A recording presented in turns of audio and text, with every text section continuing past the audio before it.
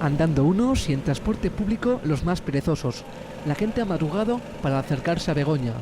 Claro, solemos andar normalmente, solemos ir al monte y hoy aprovechamos y ir al monte hemos venido desde Sopelana hasta aquí, andando. Algortate. Es el Día de la Virgen, la excusa perfecta para que los vizcaínos visiten la Basílica de Begoña. A ver, yo 4 o 5 años sigo viniendo. Sí. Cosas de la vida que te pasan y dices, bueno, pues aquí. Porque es guay. Un día en el que no falta ni la bebida, pero tampoco la comida. Sin dejar de mencionar el célebre baile que los danzaris le bailan a la patrona de Vizcaya. Desde primera hora de la madrugada, la Basílica de Begoña ha acogido a millares de peregrinos. No han faltado las tradicionales peticiones a la Machu y hasta el alcalde de Bilbao, Iñaki Azcuna, se ha atrevido a hacerle oraciones públicas. El alcalde le ha pedido 2 cosas: que ayude a salir de la crisis económica y que se acabe la violencia de ETA.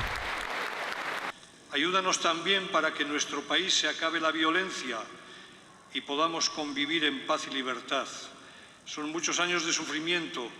Y el dato curioso de la jornada ha sido la asistencia de una representante de Bildu, que ha optado por quedarse fuera en vez de asistir a la iglesia.